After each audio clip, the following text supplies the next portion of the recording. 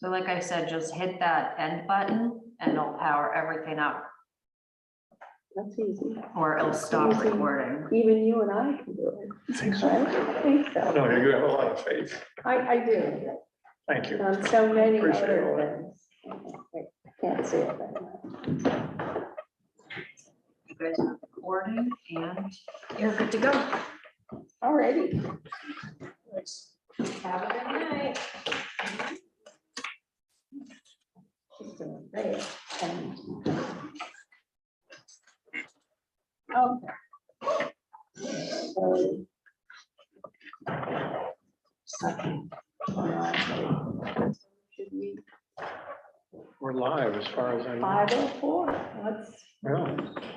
call a meeting to order at 5:04. Hi, Charles. In case you didn't get a copy of the letter that was sent to McKee, here's a copy. I don't know. Do you want a copy? Of this week? No, thank you. You sure? It's free. I just, yeah.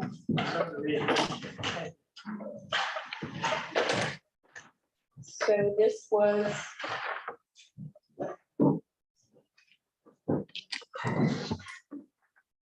I don't know if you saw it, but we should include it with this, with the last set of minutes, which we have to vote on, right? Yes, we do. So that will be I included. think I have it as an exhibit in there already. Oh, good, perfect. Yeah, the one, you know, Yeah, the one that we got, mine was, the one. mine was the colored version. Oh, Yes. fancy. Let's see. So it's something that I didn't realize that I was the only one who was going to be writing this. No, I'm gonna, Anyway, so it's been sent. Apparently, the lawyer now have a copy, so end of story. So on to minutes, right?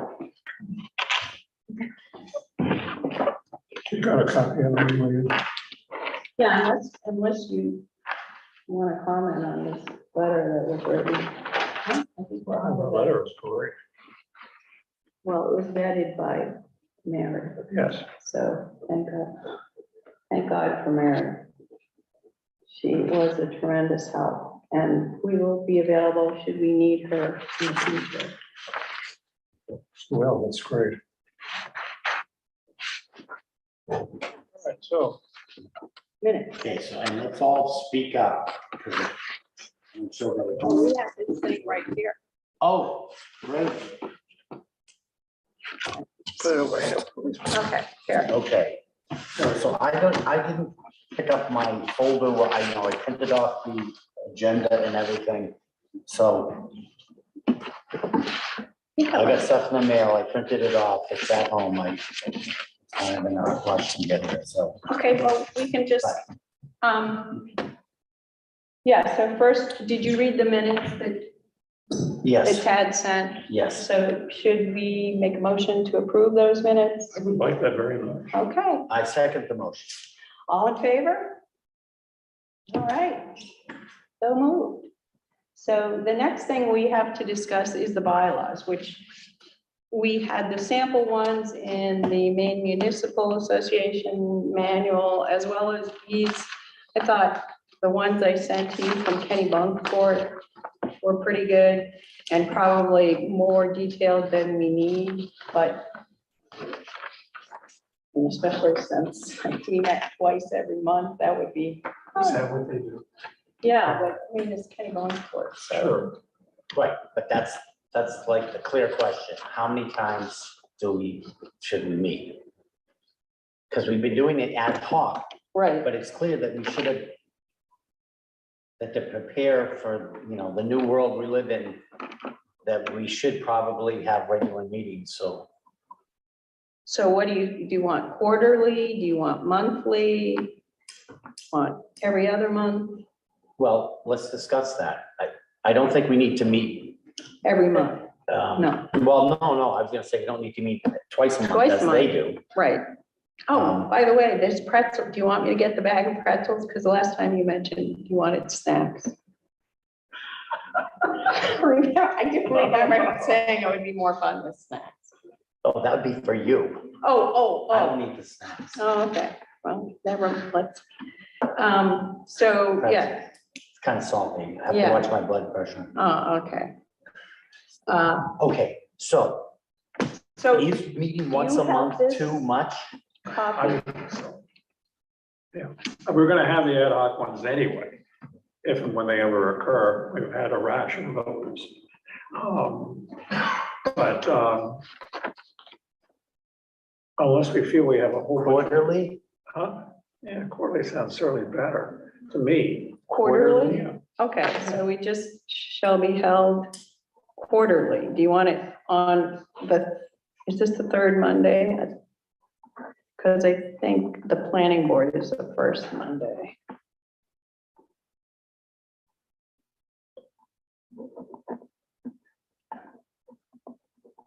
And you're suggesting the third Monday of each month, of each quarter. Just so we.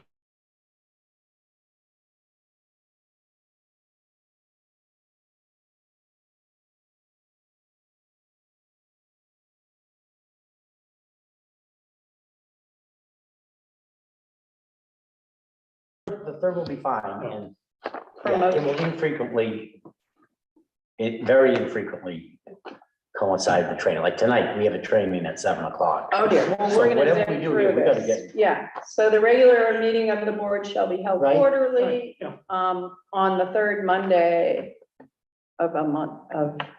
Third Monday, Each quarter. yeah, or as Quarters to necessary. be designated, and we'd have to, starting when, and do we have to, we should be that specific, shouldn't we?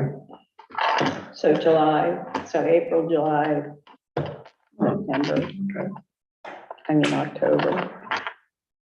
January. Should we do that? Or do you want to? That sounds the perfect time. If this is we're considering that this will be the first one. It doesn't hit, well, it hits July in the summer, that's the only, Oh, right, the other way would be to space it so we don't meet it all in the summer. That would Yeah. be the best. Okay, it's like, good Charles. so. So does that mean that we have to? Well, if we're rushing into, if we're going into this, do we just go April, June, and then September?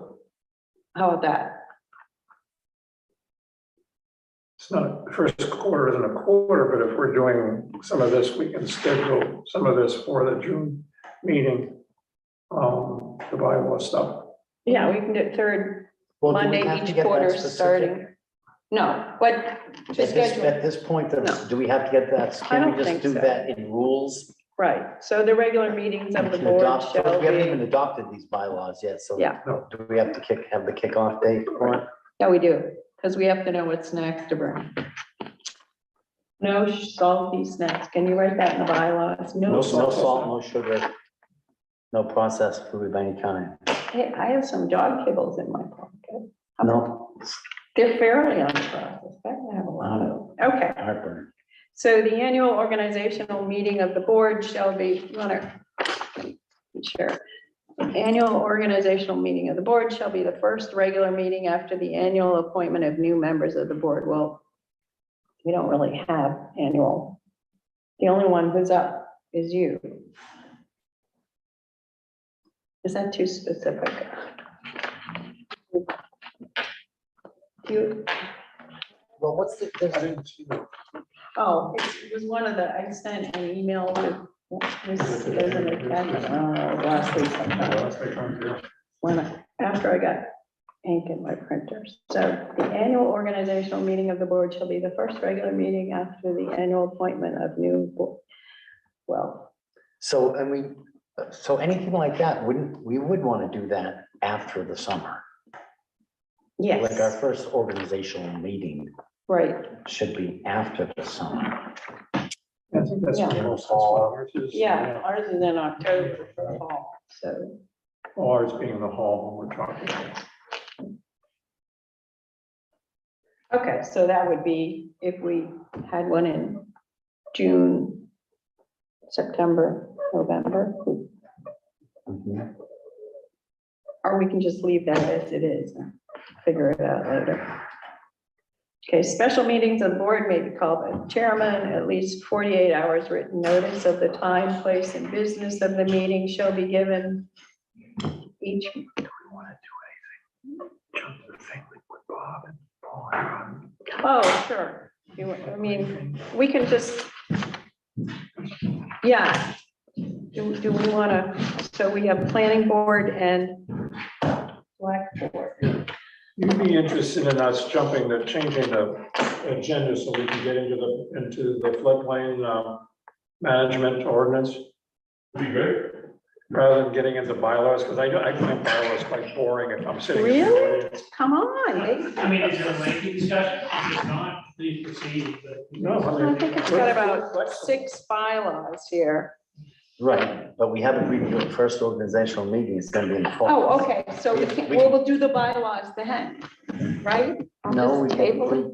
no, but I'm just saying, as Yeah. far as this, we should do this. Okay, well, what I thought would be a good idea going forward is to look at each of the ordinances that we could potentially, That's just opened my eyes. yeah, I had never, And you were like, until like the floodplain management ordinance, well, you have waterfront property, so you I'm probably. also on the planning board, and yes, I'm very familiar with the floodplain. Oh. You are.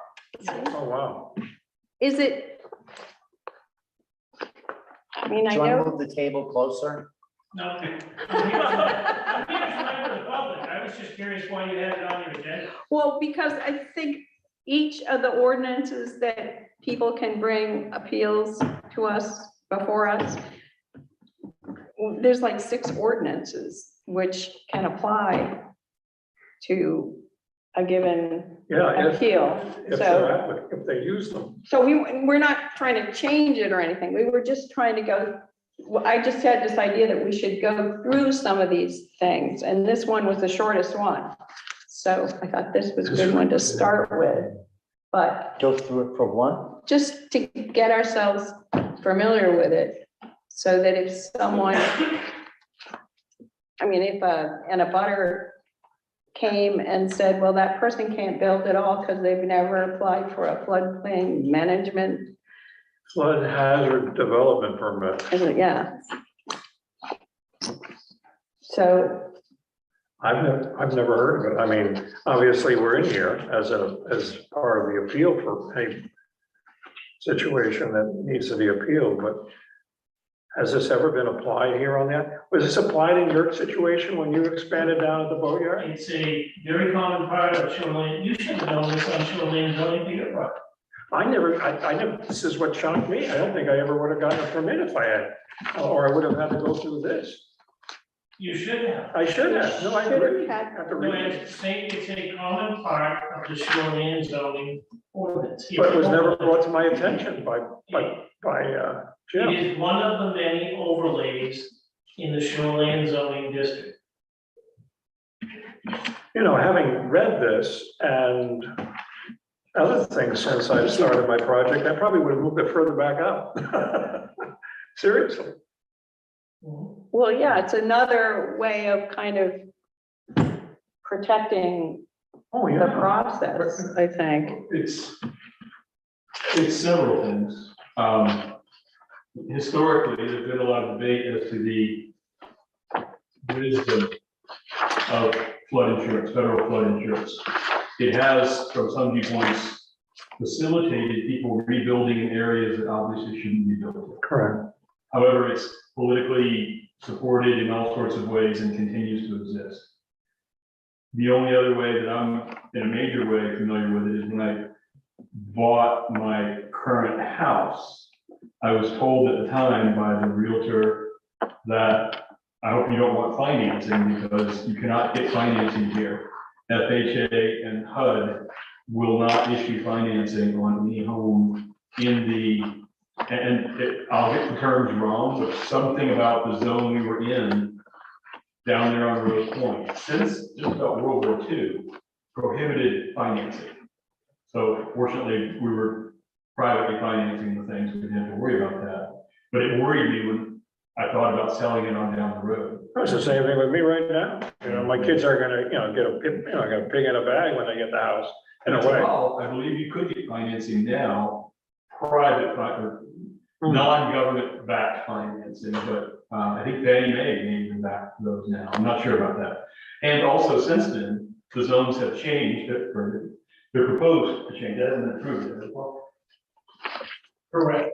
And the changes that are proposed are significant, both in elevation and type and category of zone. I can believe it.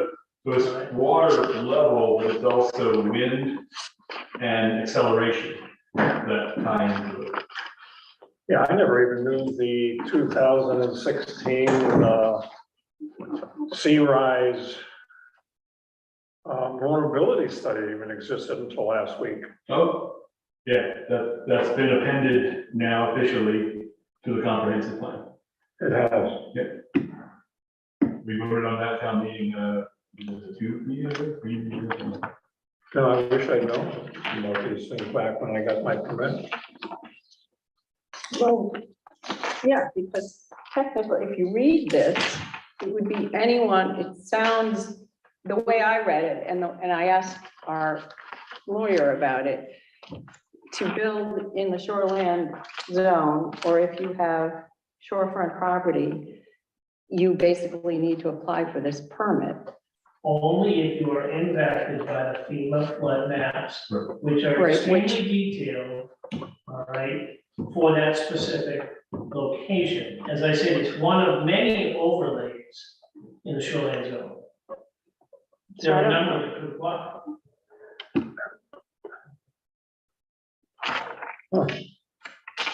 So it's, yeah, it's something though, that if a neighbor wanted to bring an appeal, we could get an appeal just based on this, I believe.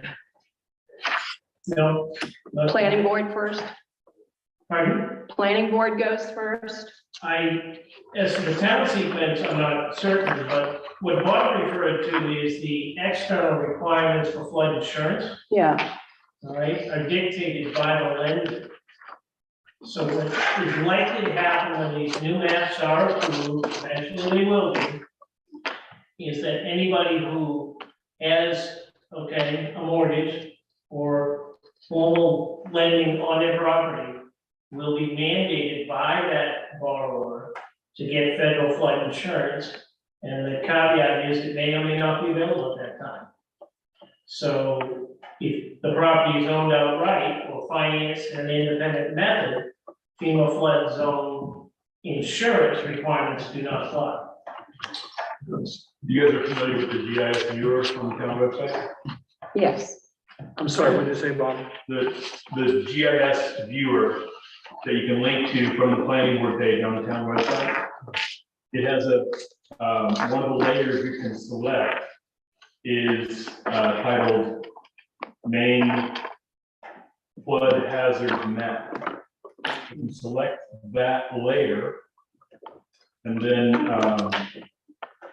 click on the button at the top that gives you the legend.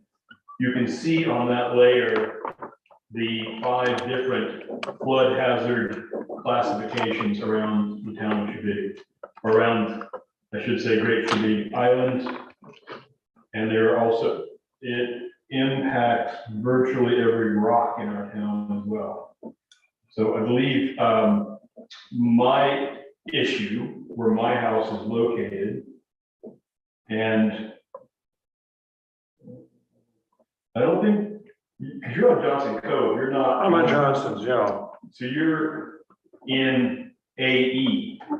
I'm in VE. VE is much worse. VE is- Velocity acceleration zone. So it is simply, as Paul said, it's a bunch of, it's a series of overlays and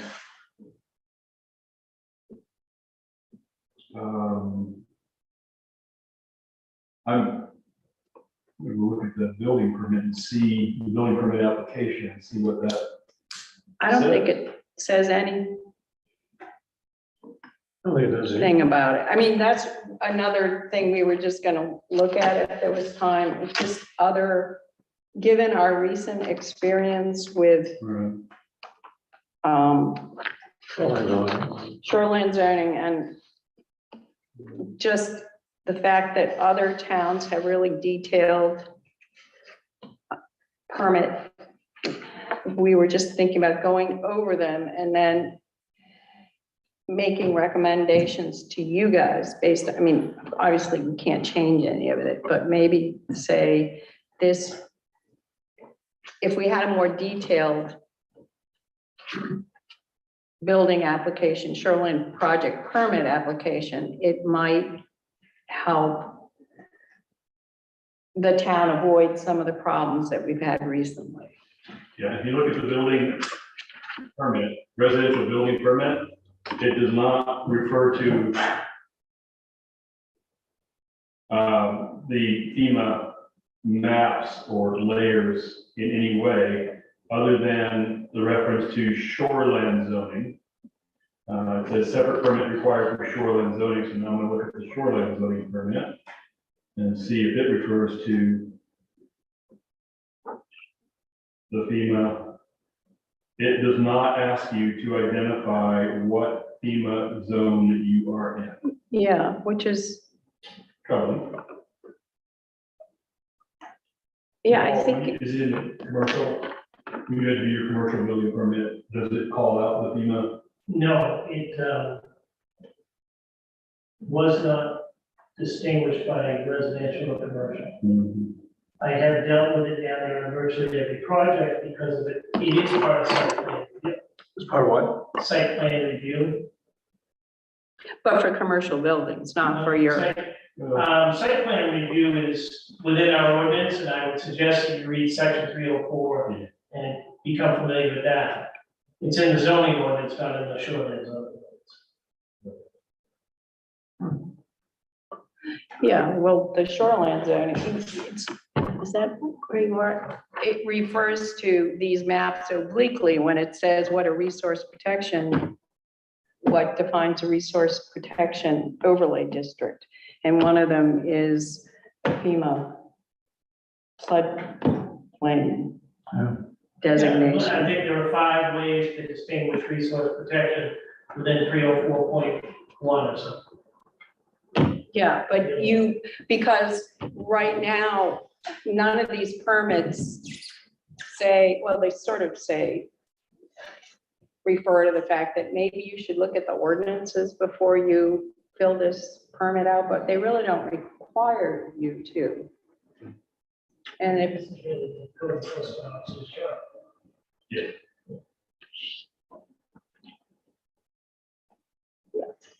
I think the ordinances envision a world in which the applicant is either schooled enough or is represented by a contractor and architect who are schooled enough to understand the ordinances that apply to that particular project. And also that the code officer is both schooled in the ordinances and is involved actively in enforcing the ordinances. That's a clear statement in the ordinance.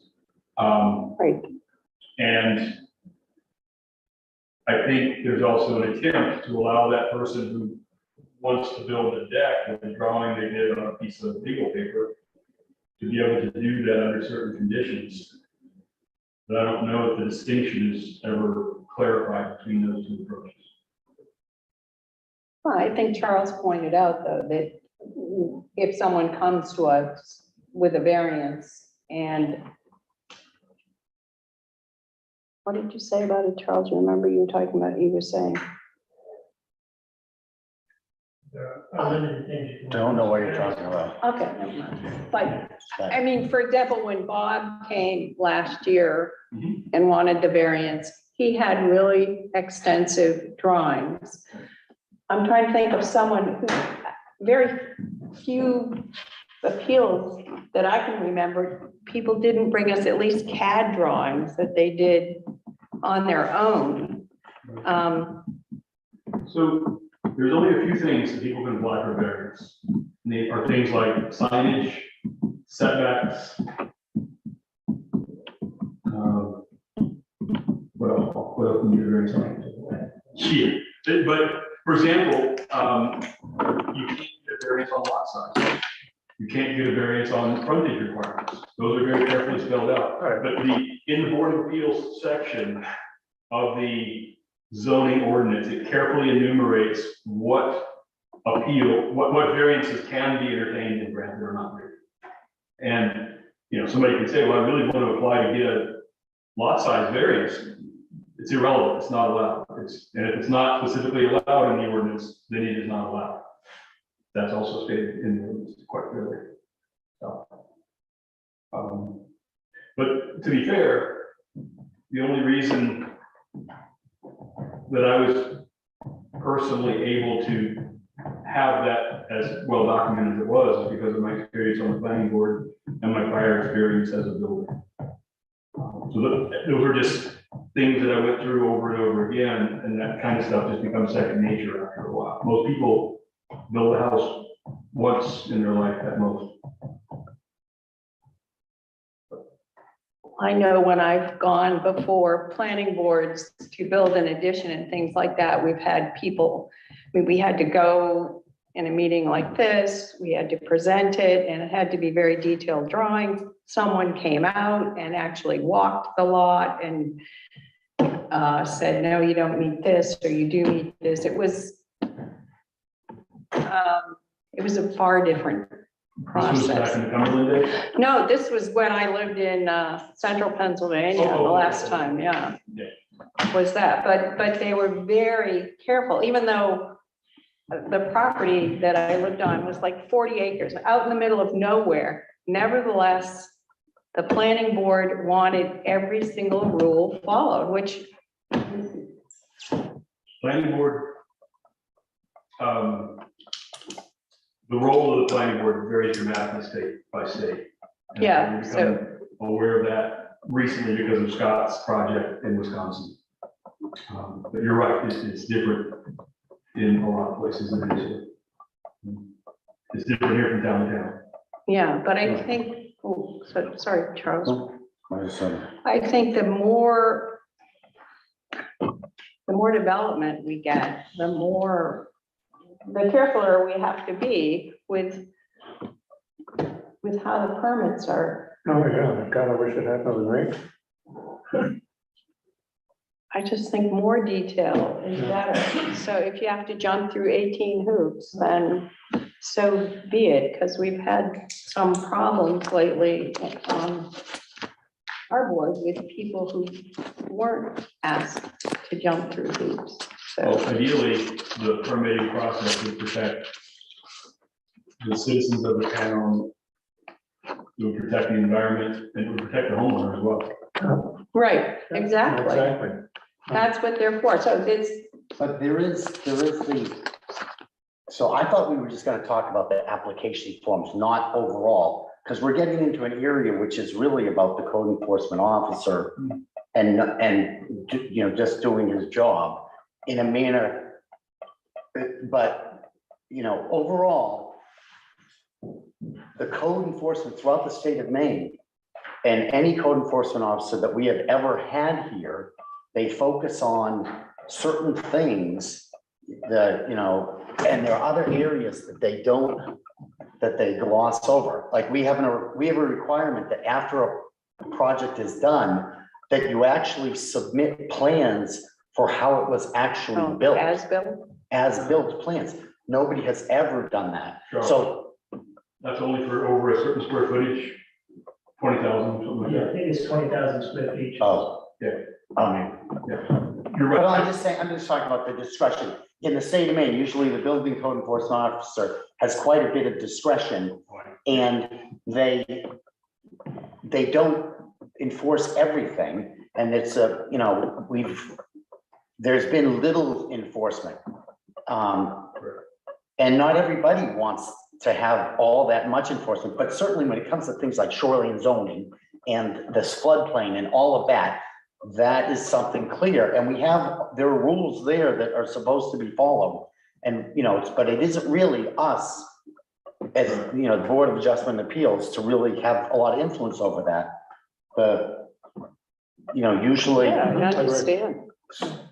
Exactly. And we can't, preemptively, you know, I don't think it's our place to kind of, except now we've just, after just a little discussion, you know, it's turned out, well, on the forms, there's this piece missing. But in revising those forms, everything, I don't know that it should be done here. No, Should we be going to the, you know, as citizens, be going to the planning board meeting and, you know, bring, and doing it, you know, or making our recommendations to them? well, I think that's what Right. we would do, is Right. just go over these things and make our Yeah, recommendation. But and that's, it I want to can keep be- it to the forms, not because we have procedures in place and everything, and if those are followed, you know, Tad's building would have gotten some, what it wasn't. And that doesn't, you know, so, and that really is about having the right person in that job. But like when it comes to structural things in projects, there are places, you know, in seismic areas where you go in and you frame a floor system and you call the building code enforcement officer and they send an inspector out within 24 hours to inspect it before you put the plywood down. And we never had that. And We're not in a seismic zone. Right. yeah. But if you look at this floodplain No, but even management, not just seismic zone,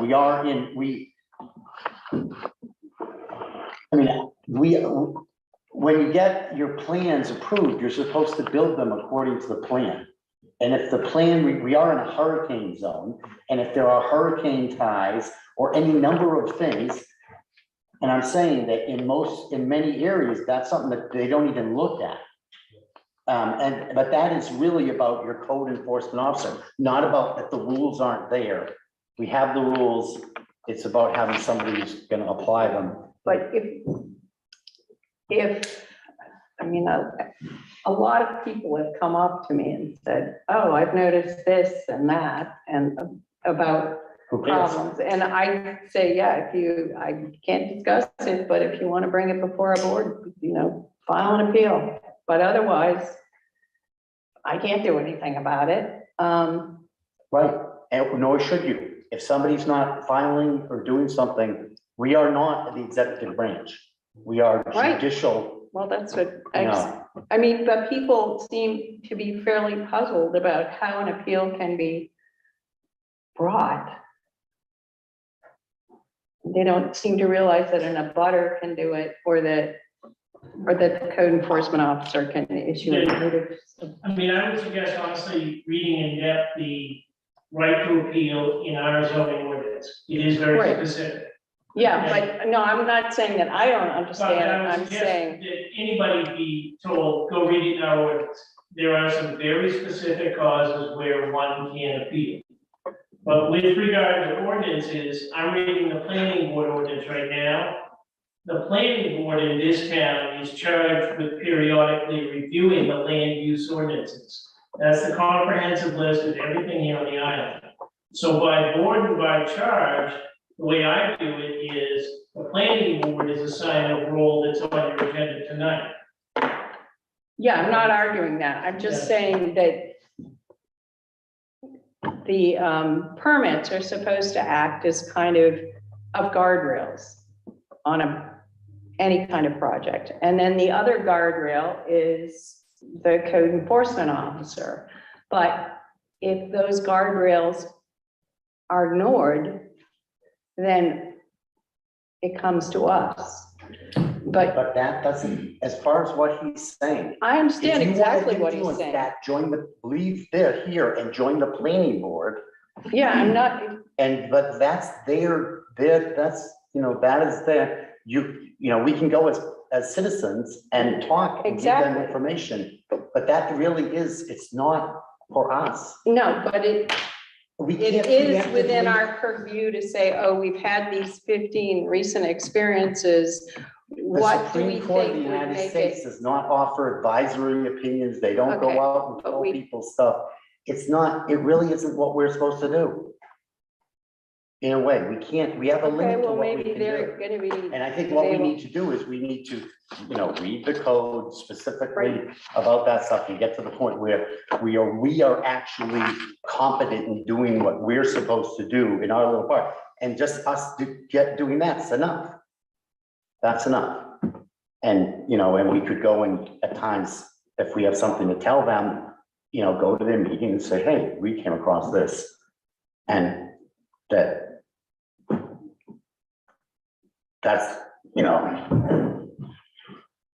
that's kind of.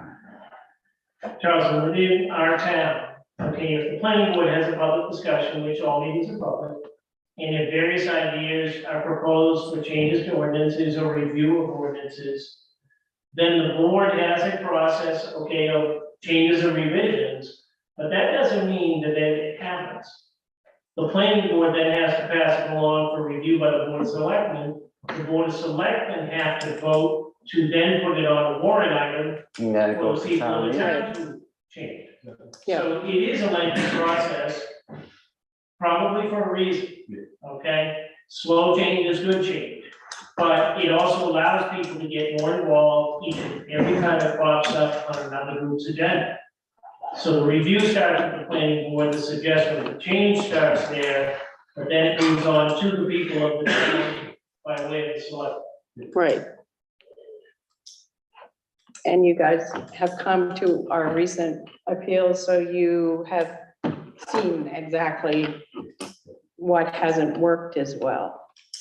And, Sure. I'm actually not remembering who it was, but someone, maybe on the planning board, or maybe on the select board, is actually looking at the building permit form and proposing to make proposed changes to the form. Secondly, you mentioned how people don't know how to bring something to the BOAA. Within the last couple of years, there was added to the code officer's page a complaint form, a citizen complaint form. And it's not wonderful, in my personal opinion. It has no feedback loop, it has no closure. But it was a start. It needs to be improved as well. Do you think we need a meeting to introduce people who are interested, who maybe have read the ordinances, or, I mean, there's a lot of ordinances to read, and to just offer a few simple guidelines about, so you want to build a house in the shoreland zone, what might you need, or what might make the process easier if you want to be your own general contract? So, the only people who are allowed to offer that advice are the code officer and the town administrator. It's a function called planning, and I learned painfully, or regrettably, or whatever, that the planning board is not allowed to be planning. The planning board is legislative in nature, to Charles's point, but is not executive in nature when it comes to planning. If we had a town planner, that person would be a great person to call for those kinds of things. The role of code officer is also a great place to go for those kind of questions. And that advice should be fair, readily available, and accurate. If you call the town administrator, that person does not have experience, the person currently filling that role does not have experience as a planner. So the closest we have at this point officially is our code officer, that role. If I have a question about those kind of questions, having lived here for a while, I'm gonna call people who I think know something and try to see what I should read and how do I get more information and when do I need an attorney and when do I call whomever, municipal, but it's not easy.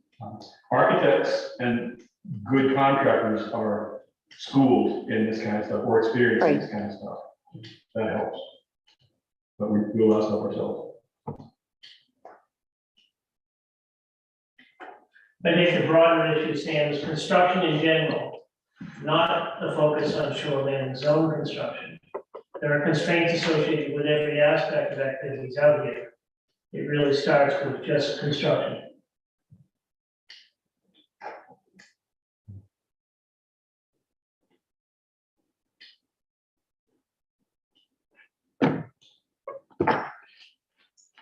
Okay, well, Back to that.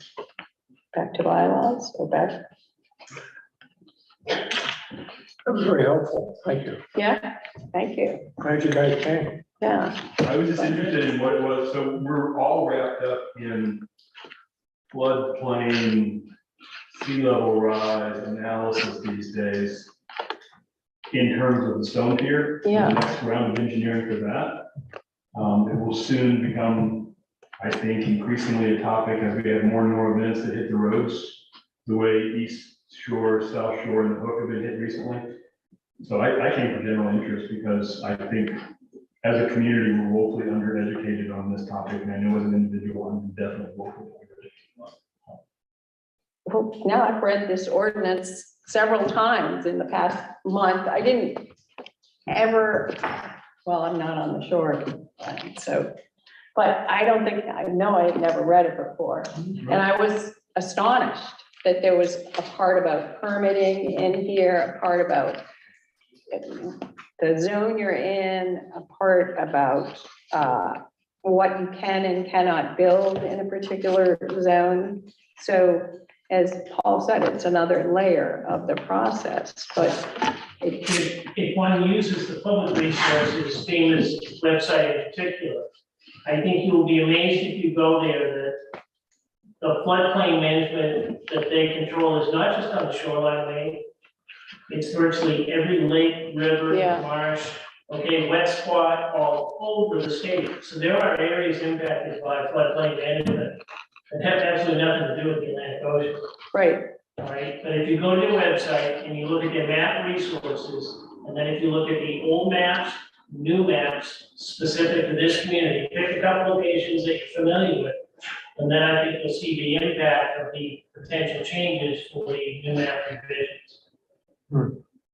The order of magnitude for the stated flood level is significant in some locations.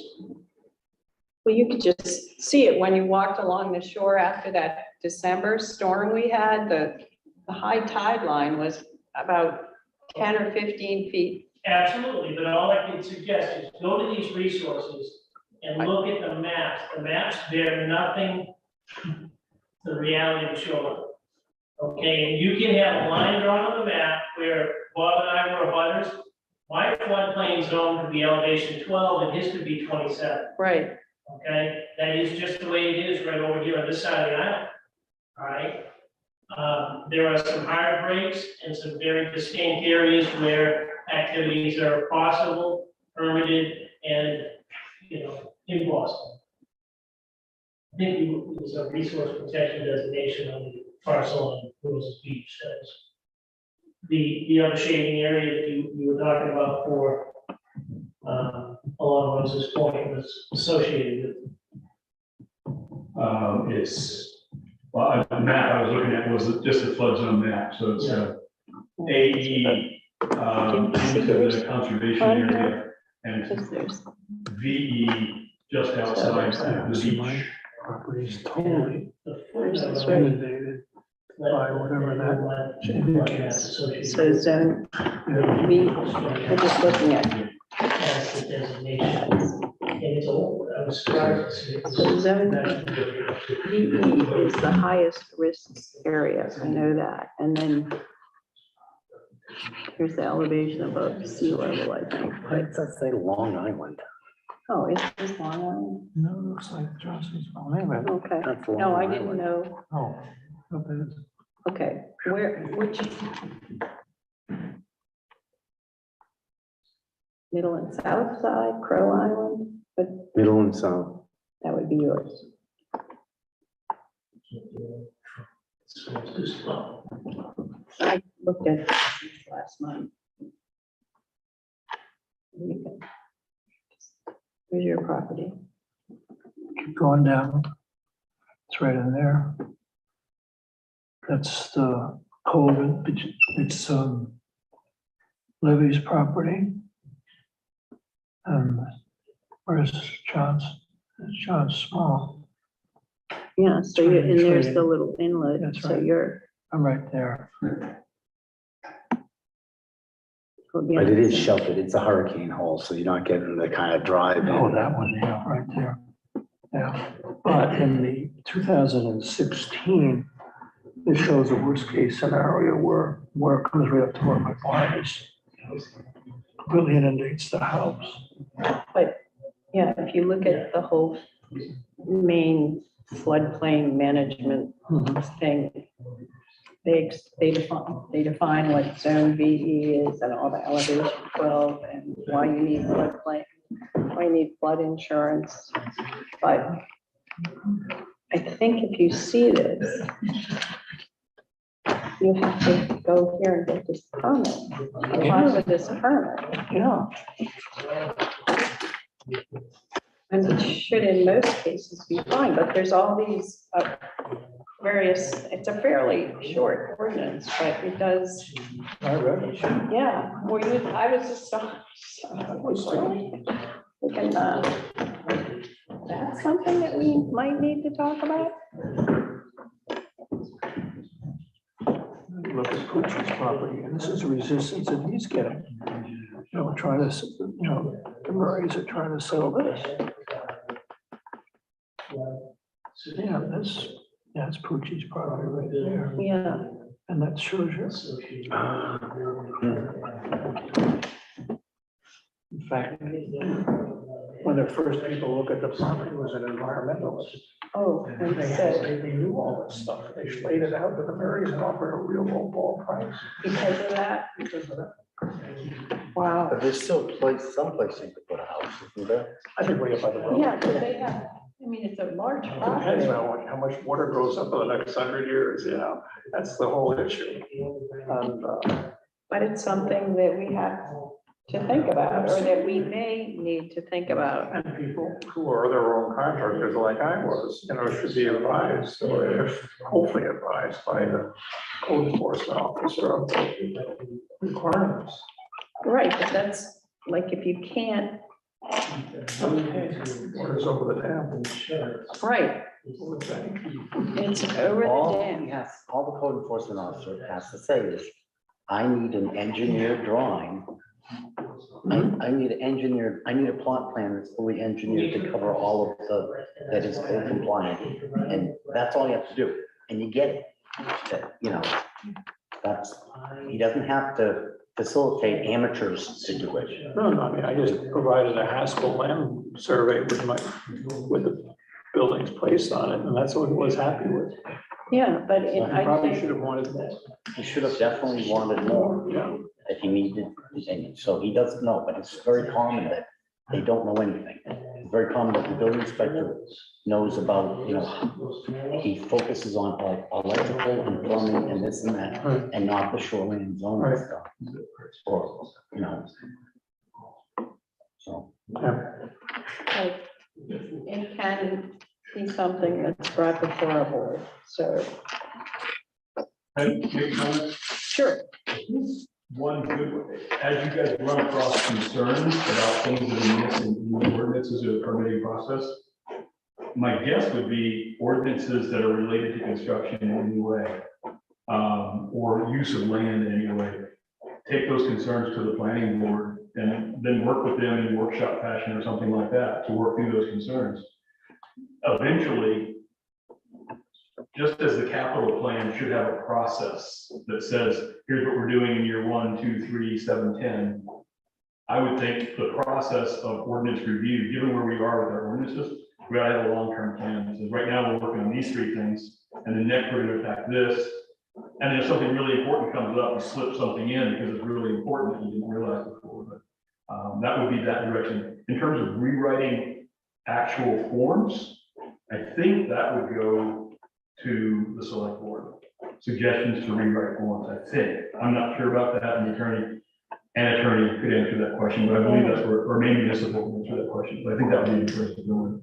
Well, it might be a good idea to have a workshop at some point, just so we can offer our fairly limited insights into what seems to have gone awry. Yep. Or what could go awry. And then you and I had both looked at that main law that said in towns of 1,000 or fewer, you need fewer, you can have fewer people on the Board of Appeals. And the planning board, who is And the in planning the board. process of redrafting the planning board app to take it from 7 to 5. Because right now our ordinance says 5. It does. 5 years. And you guys could be 3 according to the law, right? Yep. And still have a quorum. Yep. But that is a consideration, because it was just, those things were just passed wholesale along Yep. from Yep. the town of Cumberland. And now that we've been a town for quite a while, maybe it's time to rethink some of those things that, The size of those boards would logically be tied to the size of the population. That would make sense. yeah, because when I was looking at other towns' bylaws, I mean, you were looking at the Kennebunkport ones, and of course, they have many more meetings and many more appeals and many more things to discuss. We can go for a year without seeing each other, except on the boat or And something. that was the case before last November. Yeah, we would have maybe one a year, sometimes two, Yeah. but And then as Charles pointed out, the more you look through the ordinances, the more stuff you're gonna find, even though you looked at that ordinance 10 times before, you didn't.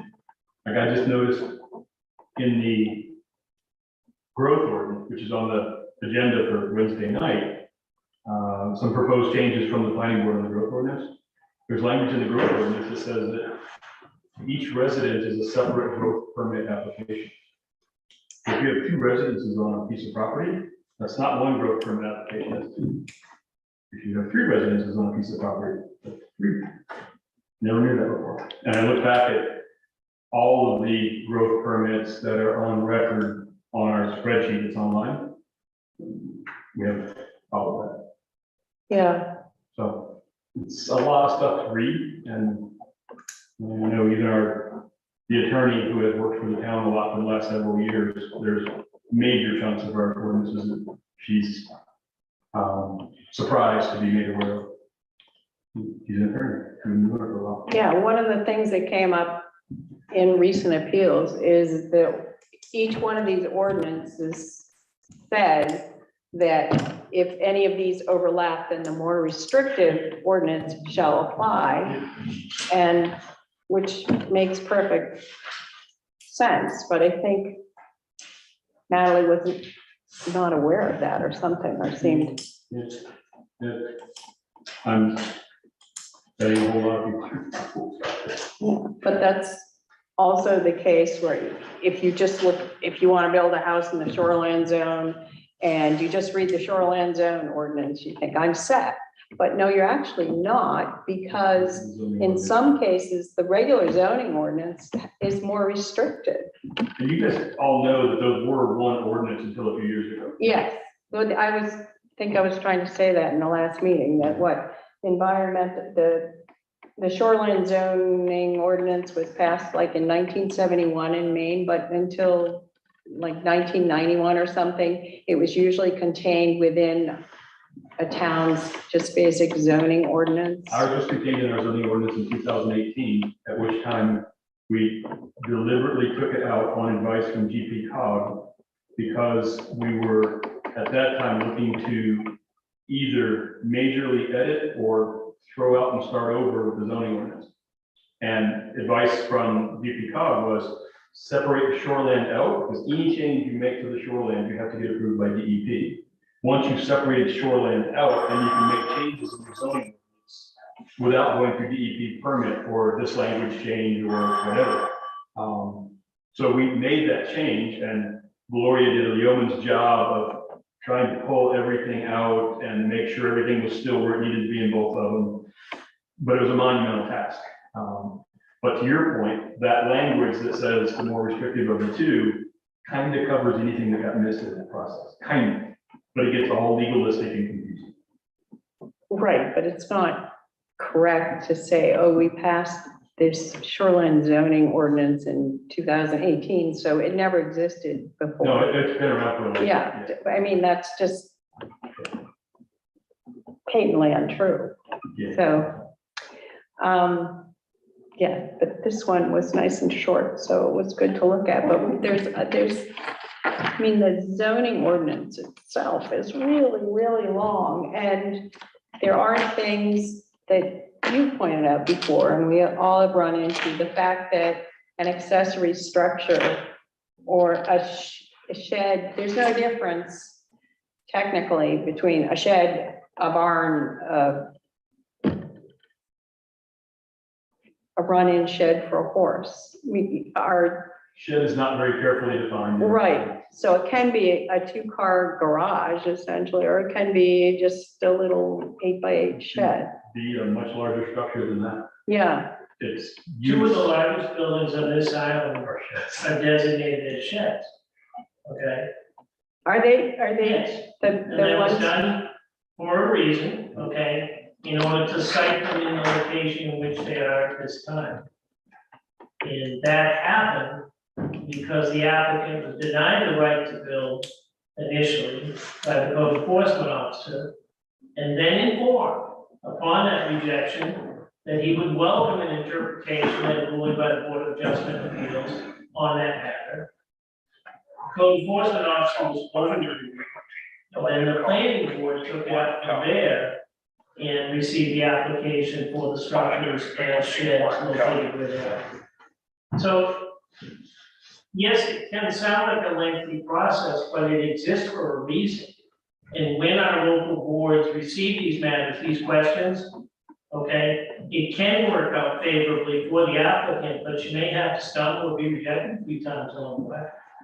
I think we have had cases where people have applied for a variance for a shed or something, and the abutters say, well, that can't be a shed, it's a garage, and it's 2 stories, and unfortunately, or fortunately, But there's, But that is the essence of a public meeting and a public process, and where the applicant, if they come with written or verbal testimony from abutters to either support or oppose particular parts of the application, then the board receives that matter and decides upon it. Okay? But Right. if the applicant can't get the support of his abutters to begin with, let alone the whole island community, chances are the board's not gonna approve it either. It's up to the applicant, it's always up to the applicant to provide all the information, okay, to strengthen their position. And the long-term direction of the planning board is to simplify the land use ordinances, zoning, shoreline, et cetera, in such fashion that the community is more involved in the decision-making process. Right now, you can build a heliport legally with just code officer's approval on your day. and I'm building one too, Bob. You should, yeah, but you cannot legally have an equipment storage yard. I absolutely believe we should have legal provisions for an equipment storage yard. But until we do, we have to live up to the letter of the law on equipment storage yards. So if you, having more public input, I think would be a really good way to go in a small community like this that believes in public involvement. Yeah, I think because that was our other more recent appeal. I mean,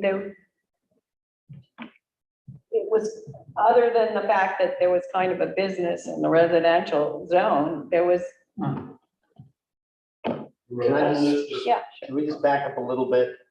So when I was on the Board of Adjustment and Appeals, or maybe, I think it was, or was it the planning board? I can't remember which one I was on, but I was on the board that voted you know, in the case that you're talking about, Paul. And we actually, our decision was misinterpreted by subsequent code enforcement officers. We use Webster's Third Collegiate Dictionary, which has, there's 2 definitions in that. The first definition is that of a small residential potting shed. And the second definition was a industrial shed that they're all over Maine. They're at Hancock Lumber. They were at Deering Lumber. They're all, every lumber yard has sheds. It's basically a roof. It's a covered rack. And they are right up to the property line. Just like every boat yard has boat sheds that are, you know, close to the, because they couldn't do what they do without those exceptions. And so we didn't, when we made that ruling, we did not think that people would be putting up 24 by 40 foot, you know, buildings and, you know, things that were totally garages that somebody said, well, that's a shed because, oh, well, they let the boatyard have that big ass shed. That wasn't what happened at all. And it was Ron Tozier, it was all these other people, and people put up big, you know, houses and put, you know, beds in them and had people sleeping in there. And that caused problems because when the kids were raising hell up at the east end in the little, you know, shed, it was closer to the property line. So, but that was a matter of that we made the right decision there. And then it was not properly interpreted by code enforcement officers. Well, I think the ordinance does say that if something is not specifically defined, then you can rely on the accepted dictionary meaning of it. So I think you guys were right there, but that is a definite problem that we have, that you can have, a shed can be anything. I mean, a shed. Well, I still don't think that if we had a Well, code enforcement technically. officer who, you know, that, It's being interpreted as that. Yeah. And that when people come to us and say, well, my neighbor can't build that shed because it's a 2-car garage, you say, well, according to our ordinances, there's really no difference. no, but our ordinances they're not interpreted in a vacuum. If that person then appeals it and brings it here, we would have a chance to say, no, that is not a shed. But we've had those cases before. And actually what we've had is people will say that's a garage, but there is no definition in our ordinance in the whole, what is it, section 200 of a garage is not defined. An accessory structure. Right, It's a catch-all category. yeah, but that can, The only reason everybody likes the word shed, the included, is associated with setbacks. That's it. Is associated with what? Setbacks. and you sort of assume when you hear the word shed that no one will be living in it, but there's also, Dictionary, that would be true. right, but you can have bunkhouses, those are sheds. No. Well, if they don't have, Not according to Webster's dictionary, they're not. well, if they don't have plumbing facilities, or something, they're, Still not a shed. A bunkhouse involves sleeping. That's a dramatically different situation. Because that involves public safety, life safety, fire code, all that kind of stuff.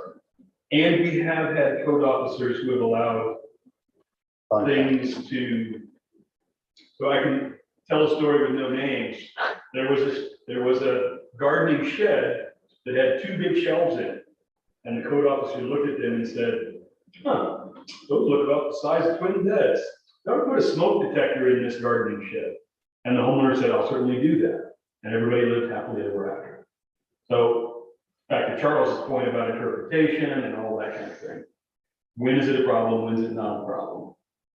I do want to react to one other thing, Sam, that you said on the leave, let you guys work on your bylaws. I think your idea about a workshop that would include members of the Board of Appeal, Planning Board, and Select Board in an appropriate fashion, at an appropriate time to help all of us, public and volunteer board members, better understand some of these situations and get a better grasp on what we've learned. At the end of that last Board of Appeals meeting, one woman in the back of the room was literally in tears. And she was so Was it confused. No, in the back of the room, near the front of the room. And I asked her what's wrong, and she said, I'm just so confused. And she said, how could this be? So I explained to her in this particular instance, why the hearing did not happen that night. And she said, oh, well, how come I don't know about that? How come, I'm tired of learning about this stuff at the store and at the dump. Why don't somebody have a meeting and teach us about this stuff? And I think doing that after the dust settles from some of these current things would be a really, really good public service to do. I think it'd be a I great. agree.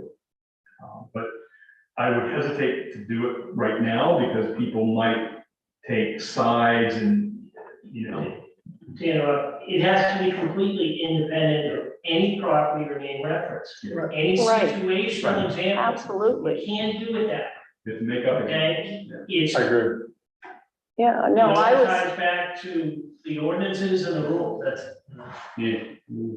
I was thinking more broadly about what, I've been on this board for maybe 10 years. Just what I have, the cases that we have seen since I've been on, not just some of the more difficult ones, just what we have learned or what we need to learn. And I think one of the things that would be helpful is if we were all pretty familiar with each one of our ordinances. So that was my idea. Selective call, frequency 1, tone. No, like what I'm saying, I was gonna say that, let you folks get back to your bylaws and review it. Bylaws. Okay, thank you, guys. Thank you, guys. Really, you were really helpful. I'm gonna go put up sandbags in my current house because I'm still in the DE zone and it might get windy a little bit. Oh, I've You got a could be porch going flooded, on. but, oh dear. I got a porch going on, and we're calling it the dock. You got a I'm not shoreline in. zone for the porch, correct? What's that? You got a shoreline zone permit for the porch, correct? For the what? With a porch. Construction in Porch. shoreline zone. That's part of the house. It's amazing. It's, You need a shoreline zone permit for it, seriously. Even for, An accessory dwelling, if it's in the shoreline zone, it needs a permit. even if it was a part of the original house plan? Any structure. Was it part of the original house plan? Yeah, Okay, and you had a shoreline zone permit? for that? yeah. I think you're good, yeah. You can almost always say, there's another permit you need, and not say you're wrong, but who knows? Yeah. okay. If somebody asks you if you have a permit, you say yes. Yes. It's, yes, I have that permit. Okay, well, if you want to just go, like, spend 10 minutes on these things, then. So. This one, the special meetings of the board may be called by the chairman, at least 48 hours written notice of the time, place, and business of the meeting shall be given to each member of the board, the selectman, planning board, and the code enforcement officer. That's already in our ordinance, basically, I think. I mean, that, I guess we could have a special meeting that doesn't involve someone bringing an appeal, but I think we need to have occasionally special meetings perhaps. Yeah, And this is that should be a part of it. actually, yeah, I think it's even in our fire bylaws that we just Okay. accepted that we have able to have special meetings. okay, but yeah, so the next one is also more about the chairman shall call a special meeting within 10 days of receipt of a written request from any 3 members of the board, which requests. What happened? How many members do they have on their board? 5? On this one, here. Unless, well, we'll find out. Oh,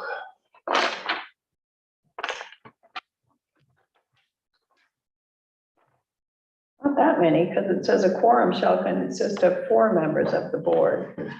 And we don't have to have any of those bylaws because they're already in the ordinance. You basically only have to Right. have, there's another one.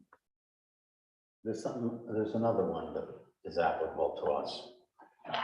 Another one, what, In the list of, have you gone through all of their bylaws? no. But reconsideration is already in our ordinance, but, and a quorum, we don't need what a quorum is, no hearing. Well, these are all in the ordinance, that in the absence of a quorum, Do we we can't have have a meeting. bylaws about elections of officers? No, but we should. Don't you Those are think? usually. That the ordinance, there is an Those would be ordinance at the that organizational meeting. yes. I know they're staggered, and that's according to the ordinance that creates the Board of Appeals.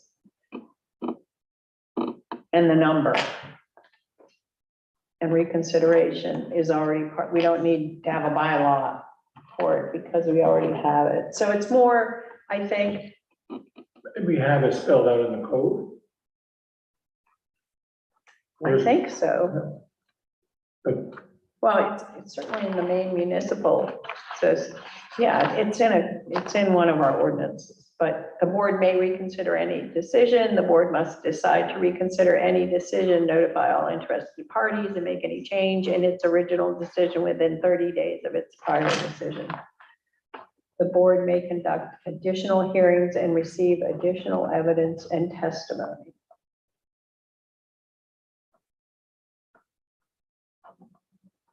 So no regular member shall vote on the determination of any matter requiring public hearing unless he or she has attended the public hearing thereon. However, where such a member has familiar, that's also in our ordinance, that if you're not no, at a particular meeting, I believe, but you agree to go over the minutes and watch the video and familiarize That's in yourself. the ordinance. Yes, I think so. but you don't duplicate anything in the bylaws, it's in the ordinance. It seems, so I think more maybe what to do, like if, oh, we'll see, these are good ones. No agenda item shall be taken up after 10 PM unless the board waives this restriction with. We could Well, say, it's more than, 6 it's earlier p.m. than 10 p.m. like 7 PM, 6:59. But I think that's probably good that we have a time at which we can stop. No, I like that. And yet, do we really need that? Maybe they have that in there because they had an actual problem with somebody who wanted to keep everybody late. Could be And they had trouble managing their meetings, so Sure. they threw Yeah. that in. I don't know that, I don't, something to think about later on, yeah, rather than. maybe we putting should, it- maybe we should. What we don't, But is there something that, I thought there was another one on there that was applicable. all matters shall be decided by a show of hands vote. Decisions on any matter before the board shall require the affirmative vote of the majority. I don't know why, I like, gotta dig that out, so this is a Kenny one, right? Is this in the- Yeah. No, it wasn't a couple of weeks ago. It was, it was last week, I think. Last week, yeah, it's all, well, it's not long. Well, other, So what do we got? What do we got so far from the bylaws? well, one thing that was brought up recently was whether we have anything in the ordinance about only, like the planning board has, right now says you must be a resident of the town to be on. Right. Oftentimes in bylaws, there's something about if you miss, 3 meetings in a row, Right. you're gone. Yeah, Or- never here though, Charles, because We wouldn't have anybody. miss as many meetings as you want. Do you want to include something like that? No. I'm just trying to be thorough. Yeah, The big bylaws thing, the big one that jumps out to me is the idea of should we be having a more regular meeting? Where we would be free to speak to each other about the things that we're not sure of and we don't know. While Yes. we're not in a position of actually arguing a case. right. And where we could be like, oh, well, there's this, I went to this, I did this Zoom meeting, it was really good. You really should do that. Or instead of just kind of, Yeah, I agree. That's why I was thinking we go over the ordinances one by one so that we're It's- not as surprised. I mean, like, just- going over the ordinance. I mean, not every single bit of the ordinance, but things that going on the apply. ordinance is just for our own information, Right. not to make any recommendations or suggestions. So Just to familiarize just to familiarize ourselves ourselves. with it, with them. So we're not, like, when someone brings it up in an actual appeal, we're going, Wait, where did she learn that? What are you saying? It might be. Oh, so anyway, back to what we may think about. There's nothing in our, if we had, do we want a bylaw that says you have to be a resident? No. And if not, that this came actually, Well, or Oh, if you're I gonna don't have think the that, plain, I don't think. I mean. The select board is the one that nominates. We don't have any control over that. no, but we can, if, So I'm saying we don't, I mean, they probably do have something. They're not, they've never, no, there isn't. they're this, they nominate people who just volunteer, don't they? No, they just, you fill out the volunteer board information. I would like to be on the and there's select no board. Oh, requirement not on the that you're a select board. resident. I There, thought we had the requirement that like at one point, like people couldn't even participate in meetings from, oh, that's whether or not they're here. I just don't think I don't think it's been a problem that non-residents have been busting down the door trying to get on this board. Or that the select board is busting down the door trying to nominate people who aren't. they can't nominate. What they get an application and then they vote on it, just like, Solicit applications and that's, yeah, yeah. they say yes or no. It's just a straight up or down vote. Right, But they don't nominate people, otherwise we'd have people on the board. More people maybe, but the planning board does have in it well, I the think that that requirement. process of them taking a vote is them electing somebody to the board or.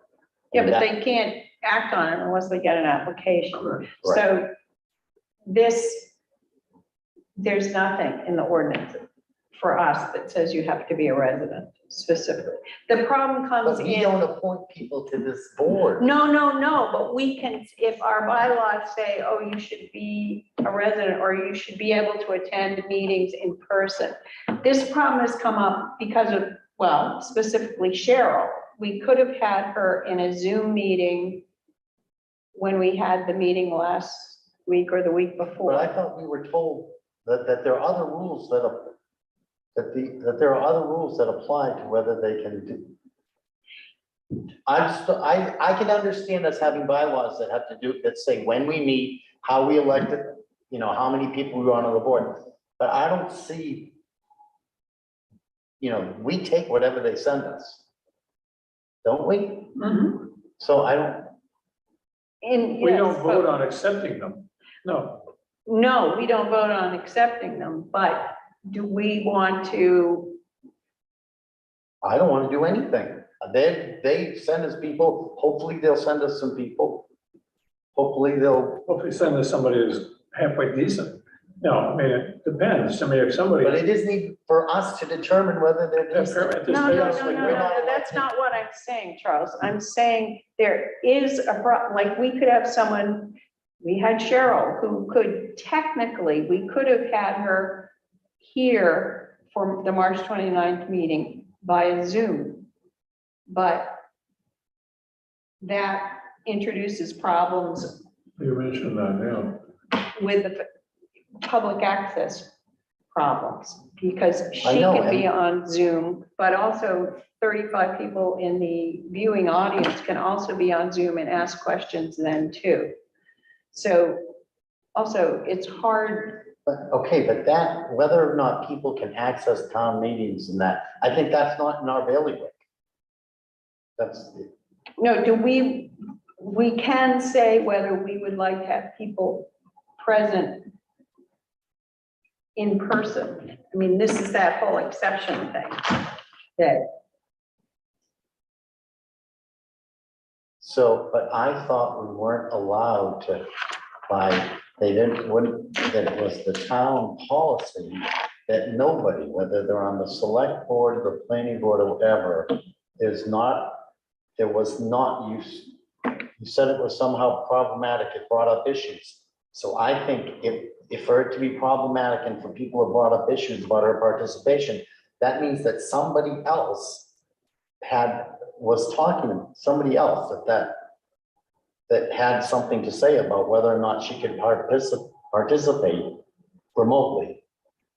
right? There's Well- somebody else. It's not just about that we voted not to do it or could vote to do it, or I thought it was, it brought up, you said it brought up issues, and that wasn't, and those issues were brought up by somebody else. Vika, town board, policy of participation in electronic meetings. Well, we have been since the pandemic. What I was told by MMA legal department was that if your select board has had someone attending remotely, then the other boards could do that too. The problem comes in this week, But when did they last do it? Didn't they? like last month, it was Carol White. Carol had White? Carol White remotely. Okay. So they've allowed her to do that. Yes, and I This is think, at a select board meeting. yes, and, But could she vote or did she just attend? yes, no, she could vote, So but she she was voted. there. And you're saying we could do that, but We it sounds could like do we that. can do that. Well, I don't know why yes, we need technically, to- we can do So the that. precedent's been set. Right, that's what I'm saying. The precedent has been set, but it is also problematic because it's means that, So you're thinking that as a means of setting. But it doesn't seem that us putting something in the bylaws, if it's problematic, it's already been done, but it's problematic. Having something in our bylaws doesn't address whether or not it's problematic or anything. right, but no, do we, I think we can have a residency requirement if we want to, or do we just not? I would only put things that we absolutely need. We need to determine how often we want to meet. We need to Which we determine, are there any, other bylaws are like, what are, like, I think if a regular member doesn't show up 3 times, that's a very unusual occurrence. Yeah, But if if the chair decides not to show up 3 times, that could really put a spanner in the works. So I can understand things like that because they really do something, they do something, but okay, well. I just put- don't want to put anything, I think the big thing is just the decision about, the biggest thing is about, are we gonna meet more frequently? And like, because when I was on the planning board, we would meet once a month, I can't remember what it Yeah, was. they meet once a month. And we would like every find something to first- talk about, and we got into the whole mineral extraction thing. There's a big section in the zoning ordinance on that. Was that passed? Yeah, it's part of the ordinance. No, I mean, I'm talking about, we were asked, we were trying to, we're doing some, the Hans really wanted the stuff at, over on To your Hope point? Island Oh. to end. Oh, And so we were trying to, we brought up this whole thing about limiting mineral extraction. And to make it work, the rules had to apply here as well as there. And so we were working on this, and I don't think it actually went anywhere. And I remember one meeting in particular, because people do like they Right. dig up sand and gravel here and move it somewhere else. People, Aaron Rue, he has, a bunch of land, and some of it, he's dug up some gravel and moved it. And it's just, many people with a bunch of different land, even Paul and Lindy. And so there was this question about if we can pass a rule that other people can live with, it'll apply there. Of course, we couldn't. We couldn't come up, and there were all these unintended consequences of passing something to affect that and to, so I don't think that actual thing went anywhere. yeah, I think it's just whatever. But we had a lot of meetings about it, and we talked about it a lot. We talked about a whole bunch of things. We even talked, so on the planning board, we talked about having something in there about not impacting somebody's view, Right, and that, you know, it was back and forth, and Ernie, one week he would be for it, and then next week he'd be against it, and then, you know, it didn't go anywhere, but we did meet more regularly. So, Well, we can always, I think, Special meetings if we want. but also I'm, you know, so you want just I the don't know, ones, the three that we already, what are we doing? we have, We're gonna meet quarterly, quarterly annual organizational meeting of the board shall be the first regular meeting after the annual appointment of new members of the board. And we define the months that we're gonna meet, and we define the day and the time. Do you want me to say 5? Well, we don't need to absolutely start now. Right? I mean, shouldn't we just figure out when we want to have the big meeting, the annual meeting? the annual meeting? And then plan it from there? We may not need an annual meeting if we have regular, Well, when are these victims going to be produced? When are these new initiates coming They from? come at any time, it seems. yeah, they come whenever they fill out the I mean, application it's and the half- select If we have a board. big summer break, shouldn't the, They I just come- want to have that summer break. Shouldn't we have the big Yeah, well, big things, a so big meeting like September. Columbus Day weekend? September. yeah. I'm Or fine not with that. September, maybe not on Columbus Day weekend, because I might want to go away with Henry. Okay, so not, We we'll should put avoid that the in the major, bylaws, shouldn't be Labor, it shouldn't be Memorial Day, Labor Day. but more in the But- winter when we're not as busy, maybe. But I think it is valuable just to meet and bone up on some of these ordinances because there's a lot of them. Aren't there really? A lot? Yeah, I think there's 5 of them I that, hate to find out there's more of these, but I guess there are. well, the shoreland, Yeah, building permit ordinance or whatever it's called, building ordinance, floodplain, regular zoning, shoreline zoning, there's one other, I think, that can come before us. So it would be good to be more familiar with them, I think.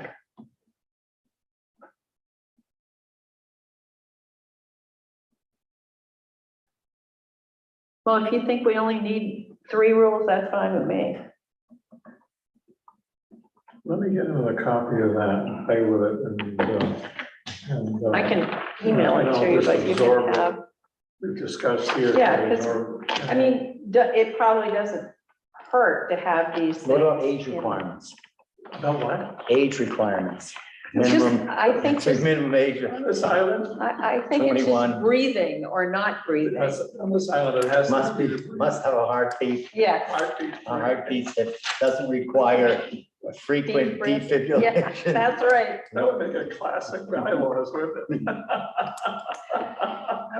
Be able to Here we arrange call, all I'm asking for transport to the bylaws all meeting. over the country. Well, think about that, maybe you could come up with some really. That would be, yeah, that would be, hey, need, bylaws need that. We could have something about. um,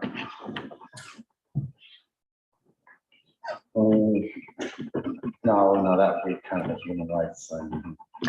I was gonna say something like members, can't attend meetings if they have one of those, they put those those Oh, the home. monitoring, Yeah, yeah, we would probably have to go to that person's home, right? Because what's the range of those? Well, we would find out. That would be kind of fun to have someone. Well, that would be funny, or at least to have on there, something there. Yeah, mostly when you looked at, when I looked at No. other towns' bylaws, they repeat what's already in our Board ordinance. members cannot wear, dirty oil skins. Must wear shoes. Or, Now, you looked at several bylaws, and this was the simplest. I thought this was I Not tried a to be bad- honest, but then I couldn't get anywhere. I think I found 3. And then there's the sample ones in the land use MMA manual. The problem with all of these is they're for much larger towns than we are, or cities. So they have, of course, they have monthly meetings or twice monthly meetings, because they're more likely to get an appeal every month, because there's many more properties. Well, maybe I'm just wrong in my thinking about that. Maybe we don't need to have a meeting for me to read what I should have already read by now. But, or to get me to go to one of those actual trainings or participate in one of them. It's just, Well, I felt asleep during part of the webinar. Because some of it was just peer review and some of it only applied to planning boards. But they did have this thing that I know is not in our ordinance, but the webinar discussed the fact that if you can't find 5 members for your board, for a board meeting that's coming up, that you can ask a neighboring town to send some of their members over. So we have nothing in our ordinance, yeah, like, Good right, luck. yeah, I know, we have to pay we for have to their pick them boat up fare. and scare food, feed them. Here's We your have to snack. feed them We'll give them lobster. real shipping We experience. go to Long Island. We go to short Long Island with a couple of shotguns and round some people up. Yeah, Okay. yep, Oh, get the John Wayne, well, I thought that was kind of funny too. I don't know if Cheryl thought that was funny, but I thought that was pretty funny, but we could put that in our bylaws. We have the right to round up people. Other towns. Yeah, but maybe if you're a bigger town or Portland or something, you could do that, but here it just feels After really. meeting 2 kind of- times a month, I wouldn't think they want to come over here. But maybe some people are so embedded in what they do, maybe they would, I don't know. Could have Cumberland. I don't know. Do we need to meet once a quarter? I don't know. I think at It other seems like we ought to towns, have at least an annual meeting yeah, and maybe, I think once a quarter maybe would if be we can have good. some healthy snacks. And some healthy snacks, so But that's I a don't good see healthy bylaw. snacks as, to me, is an oxymoron. That's like celery. That's, yeah. You're not supposed to snack. We could have a meal We could have a whole meal. We can put that in the bylaws. right in the bylaws that the chair, the chair, if she wants to keep her job, has Which I to, probably know. has to Um, host host. a yearly dinner at her house.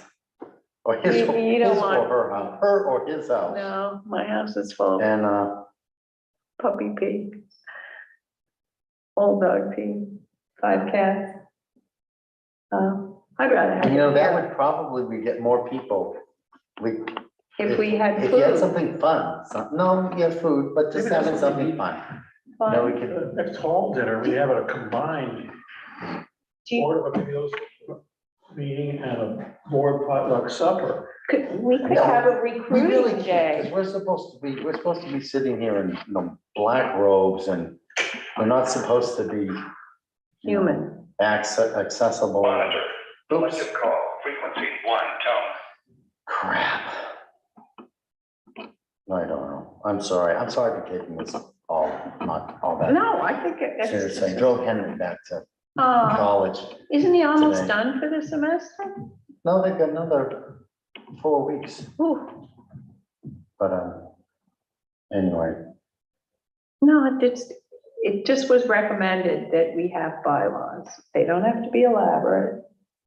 Some of the other towns had positions. but we have bylaws that are in our ordinance, A number of them, a yes, number of. but not some of these discretionary ones, like whether we should ever meet other than for an appeal. And Right, I just just meet in an forgot what I official was- capacity. Do we have to open those meetings to the public, every one of them? yes, We do. according to Vika, We yes. can't have coffee wear them together out at in the public. store without opening it to the public. Yes, usually the public doesn't care. If we have these quarterly meetings, public won't come. Well, tonight's meeting, the public. That was very really helpful. good, yes, That was incredibly helpful. yes. And I that's, just I hope- think it I- shows Does that us, have a speaker in it too? yes. Good, I hope they, I think they probably, because there were very few people here, but I I think it also proves the value of us collaborating sometimes, or just. Well, going to the other meetings, going to the Yeah, planning I board. hate meetings. Going to the board, going to, yeah, we don't have to have another meeting, a regular meeting. It might be helpful for us just to go Yes, to the planning board meeting when they're discussing this stuff, because they know what's going on. well, we can also write them a letter saying we're interested in going to the meeting that when you're talking about. Well, without writing a letter, it's a small town. They meet, On Monday. yeah. I don't know. I am thinking it would be beneficial to start going to other meetings, go to the select board meeting. I Go to watch the, it sometimes on Zoom. then you don't get the cookies. Right? But you don't eat junk food, so it doesn't matter. Oh, so some bylaws specify whether you need a chair, a vice chair, treasurer, secretary, snack master or mistress. Right, or no, but a chair, any of those things. And that isn't spelled out in the ordinance? No, Well, that's something far that as should be spelled out. We as have far as I remember, We've been no. doing customarily. Didn't somebody bring up the fact that in hearings, probably Tad shouldn't take the notes? That's what we had. We had, Yes, so now we have, last meeting, we had Chris here taking notes. And Vika asked if we wanted someone here today to take I ended notes. up taking the minutes off the transcription Yeah, because, her notes weren't any good. what's that? See, I can't say what I want to say right now. no, they were good, but she wasn't, I think she wasn't as familiar with what you wanted to write. Your minutes are always so thorough.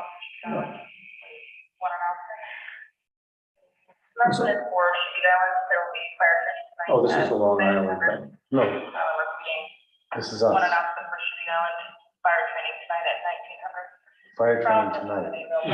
Okay, well, we're almost I'm too done. old. So do we want to put in, because that is a good question, like if,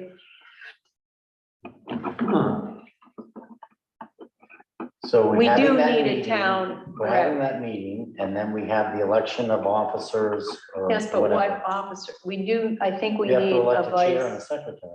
Yeah, but I think we need what if the chair became violently ill? And who would then be the Well, then you chair? have a chair and a vice chair and a secretary. And the secretary can be, The secretary will turn in the minutes, but I think we have now acknowledged, the town has acknowledged that we do need a rep here, the way the other boards do for hearings, mhm. right? Yes, the quality. But I'm saying Tag could be you could be the chair, Tag could be the vice chair and the secretary of the normal meetings, but not the secretary of the meetings. Well, but I think we need those positions. Right. Okay, so we can put a little. Yeah. Yeah, That's why I had that. yeah. So,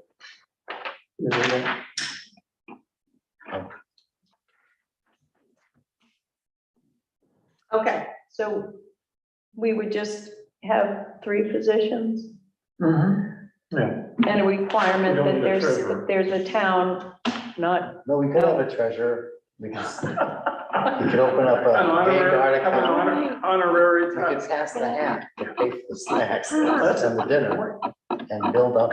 Also, we could have our A own snack budget. bar. Remember, we voted against that, but we could now vote for our own budget, and then that would include the snack master or mistress. I'm not comfortable with either one of those characterizations. Snackist? Mistress or master, Okay, that given just the, snack, either the snack. cis-heterosexual E. connotation or the master slave oppression. I think we Okay, ought to call uh-oh. Snack. Commissar. Comrade snack. I hope people take, tune into our, Oops, I'm sorry. I'm sorry. Okay, so, but we need a thing about positions, I mean, not snack positions. So what do we need? Chair, vice chair, secretary? election at the annual meeting.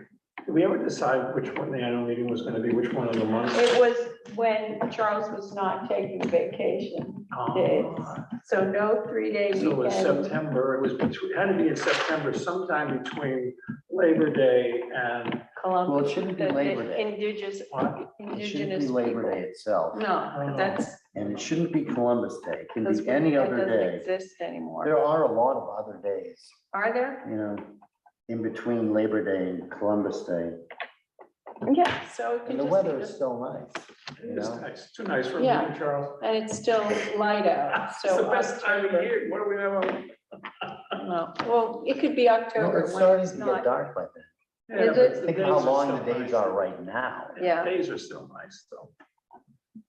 Probably has to be a day when the dump isn't open in case we wanted to go to the dump and that conflict. But I think it's Monday at 5 o'clock. Yeah, so that's We're not good. going to the dump will close. We Okay. can go to the dump. And No, the still dump's make not the open. meeting. The dump is from 9 to No, 11. on yeah, Monday. so okay, Well, so we're golden, so it can still be, Monday's a good day. Third Monday in October. That one was. Not September. September. That would work. You want September? No, Okay. Oh, you don't? well, no, she said October. It is Henry's Oh, That gets us out of our. wait, when's Henry's birthday. break? Birthday? His birthday, Okay, his birthday is the 13th. okay, that's. So the out. third is, the September's third would out. work. If we go October, then we have a meeting, have to have a meeting in July. We don't want a meeting in July. We could say. Well, you know, we roughly don't have to have quarterly. it every, we don't have to have it quarterly, we could have actually specific months mentioned. You know, we could say June, and then the next one is October. And then the Okay, next. I vote that we leave it up to Tad's discretion to properly, to delineate these meetings so that they don't interfere with any, you know, major holidays. It is a Monday. Or- Monday, major holidays affect Mondays. They do, That's right, and Even that's when I 5 o'clock scheduled in the this, I didn't even think about that even until, though it's waning. It's still part of a holiday. okay, well, 5 o'clock is kind of the third week in October would be the the dashing 18th. home. It's after Indigenous Peoples' Day weekend. It's the 16th of October. 16. Does that sound good? Potentially? But does that put us into June? Well, then we're gonna have to go 5 months, no, 4 months between, So April, so June, October October, and. December, December, maybe January. January. Is that okay? Not. New Yeah, we Year's. missed the holidays, we missed Christmas. And So we're going January, April, June, and October being the annual meeting. Yeah. Well, we're gonna get and we could, lots for of the food. annual meeting, we could do like a Halloween preview. We could all dress up. We're gonna have all Halloween parties, so it could be That's the a- same oh, correct. evening. We can On a do Monday, they won't do it on a it, Monday. no, we'll do it on a Saturday. Yeah. Do you want a trick or treat? Not really, no. No, okay. Well, we could have it on the 30th of October, which is the day before Halloween. That's a Monday. We could dress up. We should have some really unique bylaws. That would be fun. Other than the basic ones. Okay, I'm gonna try to get some minutes out of this meeting, but then I'm not. yeah, well, just, I think the bylaws are important, and I maybe just say that we had discussed floodplain management ordinance with a member of the planning board and then a member of the select board. Who, Have a what? right, just say we had discussed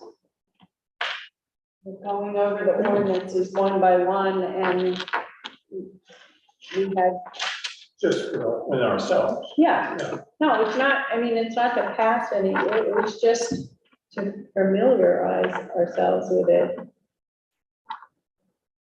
And then maybe say we talked about a workshop for those with the planning board and select board too. Mhm. So I think communication is key.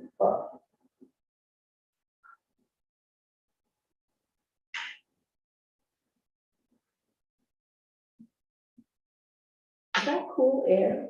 Feels like it. We turned these Just down. air is moving it. No, we turned them down It's good. because it was really hot here last time we were in here. We turned- Okay, so you ready to adjourn? So you can go to your fireman training, firefighter training? So we did, I make a motion that we adjourn the meeting. Second. all in favor? Okay. Okay. Let's see if I can- Now I gotta get this broken down with your help, and I gotta hit the red button, Yep. and I'll see it.